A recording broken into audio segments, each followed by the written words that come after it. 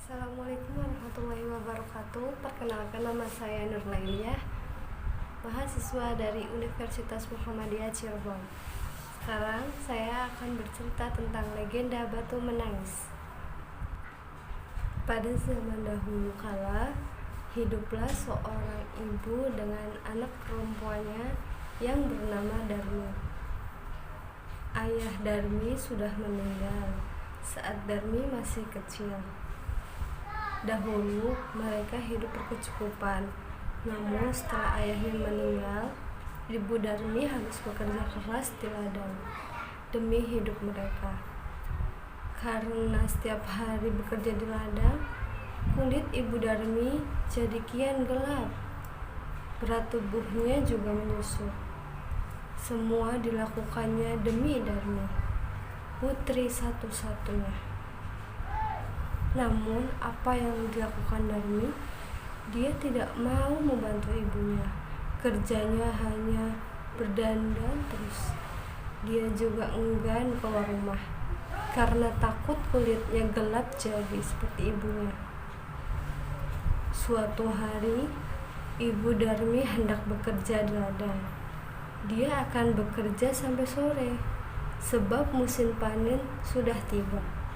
Ibu Darmi berkata pada Darmi, "Darmi, bisakah kamu memasak hari ini, nak? Ibu tidak bisa pulang siang ini karena harus menyelesaikan panen kita. Jika sudah selesai masak, maukah kamu mengantarnya ke ladang untuk ibu?" Darmi yang sedang menyisir rambutnya yang indah terkejut. Tidak mau, Bu. Kalau aku masak, nanti rambutku bau tungku. Aku kan habis keramas. Lalu, kalau aku mengantar makanan ke ladang, kulitku jadi hitam. Aku kan habis luluran. Ibu Darmi hanya menggeleng-gelengkan kepala sedih. Di ladang, Ibu Darmi bekerja dengan keras. Dia mengumpulkan hasil panennya. Besok, dia akan menjualnya ke pasar. Dia tidak mempedulikan perutnya yang lapar. Saat lelah, dia beristirahat sambil meminum air kendi yang dibawanya. Dia berdoa dalam hati, Tuhan, tolong kami. Ubahlah anakku. Lepaskan dia dari sifat malasnya. Setelah pulang dari ladang, Ibu Darmi langsung pulang ke rumah.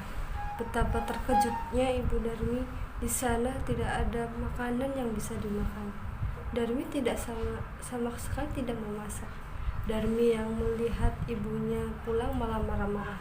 Ibu ini kemana saja sih? Masa tidak ada makanan di rumah? Aku kan lapar. Seharian tidak makan. Darmi, tadi ibu kan sudah menyuruhmu untuk memasak. Aku tidak mau, Bu. Lalu Darmi meninggalkan ibunya yang kelaparan dan juga lelah. Keesokan harinya, Ibu Darmi sudah bersiap dengan hasil panennya. Dia akan pergi ke pasar. Ibu berkata, Darmi, ikutlah ibu ke pasar, nak. Ibu membutuhkanmu untuk membawa hasil ladang kita. Darmi pun menjawab, Nggak mau, Bu. Nanti kulitku kotor. Apalagi pasar kan becek. Aduh, aku nggak bisa membayangkan kulitku yang bersih ikutan kotor. akhirnya ibu pun pergi ke pasar sendiri dengan membawa hasil panen itu. Sorenya, Ibu Darmi membawa uang hasil panennya. Tidak terlalu banyak, hanya cukup untuk membeli benih dan makan beberapa hari. Darmi yang melihat ibunya membawa uang segera mendekati ibunya. Bu, bedakku habis. Tolong belikan dong, Bu. Ya, besok ibu belikan.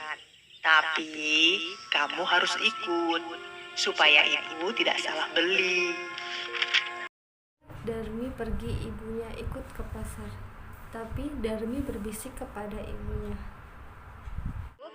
Nanti kita jalannya jangan berdampingan. Ibu di belakangku saja. Kenapa, Darmi? Pokoknya ibu jalan di belakangku.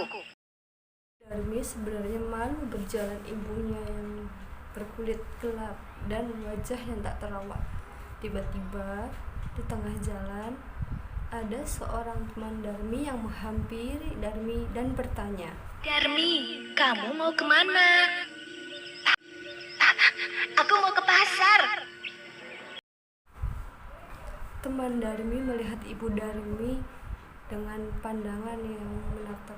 Dia siapa, Darmi? Ibumu ya? Darmi yang tidak ingin tahu kalau dia itu ibunya segera menjawab, Oh, dia pembantuku. Tentu saja bukan ibuku. Ih, amit-amit deh. betapa sedih saat ibu Darmi mendengarnya, namun hanya ditahan dalam hati.